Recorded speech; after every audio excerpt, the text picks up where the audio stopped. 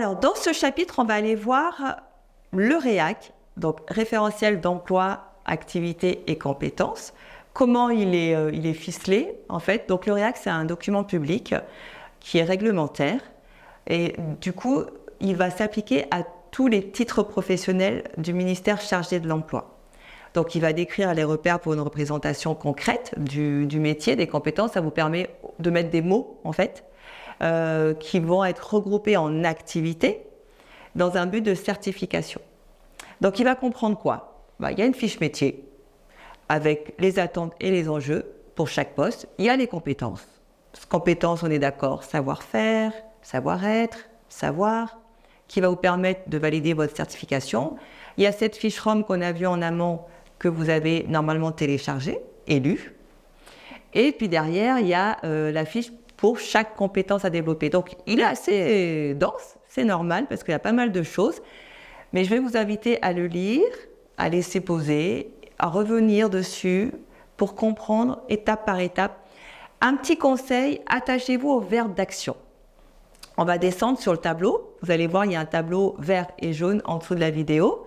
Donc, les verbes d'action sont très importants parce que c'est ce qu'on va vous demander de mettre en application. Donc, ça veut dire, dans la première activité, accueillir pour analyser la demande des personnes et poser les bases d'un diagnostic partagé. Ça veut dire que ça va être en 5 compétences. Ça va être défini en 5 compétences pour acquérir cette activité-là. Donc, ça va vous demander de recevoir la personne, de l'informer, de savoir l'écouter pour analyser sa demande, de mettre en place un diagnostic partagé, mais aussi d'exercer une veille informationnelle pour être au courant de ce qui se passe et pour pouvoir être force de proposition, de pouvoir travailler en équipe parce que on n'est pas tout puissant, on ne sait pas tout, et donc c'est pouvoir travailler en équipe pour amener le projet de la personne le plus loin possible, et surtout aussi on va vous demander de réaliser des traitements administratifs, donc tout ce qui est Word, Excel, la bureautique, c'est bien de le maîtriser. Vous aurez ça aussi dans votre programme, on va en parler plus tard. La deuxième activité, qu'est-ce que ça va être ? J'ai accueilli, j'ai analysé, et je vais accompagner. Donc c'est logique, je vais accompagner les personnes dans leur parcours d'insertion sociale et professionnelle. Et ça veut dire que il va falloir pouvoir contractualiser, mettre en place un plan d'action, l'accompagner au fil de l'eau, pouvoir faire marche arrière quand il faut, avancer quand on peut, en tout cas au rythme de la personne, mais aussi au rythme de la société. Donc il va falloir jongler, concevoir des ateliers. Donc oui, effectivement, le CIP va devoir aussi, pas partout, pas dans toutes les structures, mais en tout cas, il va être amené à mener des ateliers sur, par exemple, la confiance en soi, l'estime de soi, le savoir-être, voilà, des petites choses comme ça. Donc, il va savoir préparer et animer des ateliers. Et très important, prendre du recul. En d'autres termes, analyser ses pratiques professionnelles. Ça, on n'arrêtera pas de vous le répéter. Et la dernière activité, finalement, ça va être quoi ? J'accueille quelqu'un, je l'accompagne. Pourquoi faire ? Pour s'insérer professionnellement, on l'espère. Donc, ça va être de mettre en œuvre une offre de service auprès des employeurs du territoire. Donc, ça veut dire que c'est votre volet commercial.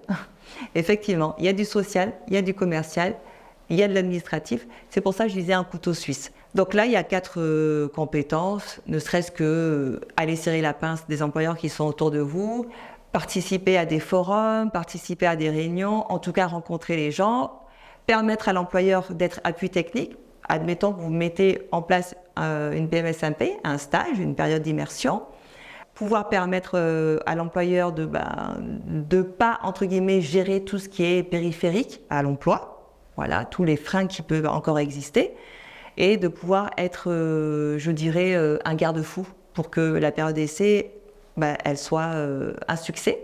Et puis aussi, toujours inscrire vos actes professionnels dans une démarche de développement durable, hyper important aussi. Donc, les activités types, il y en a 3. Les compétences, il y en a 15. Vous pourrez les parcourir un peu plus sur ce qu'il y a en dessous de la vidéo. Attachez-vous au verbe d'action, ça c'est très important. Qu'est-ce que je dois faire ? Je dois faciliter. Qu'est-ce que je dois faire ? Je dois accompagner. Qu'est-ce que je dois faire ? Apporter. Donc voilà, donner du sens à tout ça. Compétences professionnelles, ça se traduit par une capacité à combiner un ensemble de savoirs, de savoir-faire et comportements. Je me répète, mais c'est important. L'art de la pédagogie, c'est la répétition, soyons d'accord. Donc plus vous allez écouter les mots, plus ça va rentrer et plus ça va faire sens pour vous. Donc les compétences professionnelles, c'est ce que on vous demande en fait quand vous êtes dans un entretien d'embauche, encore une fois, pour savoir si vous avez compris les tenants et aboutissants de ce métier.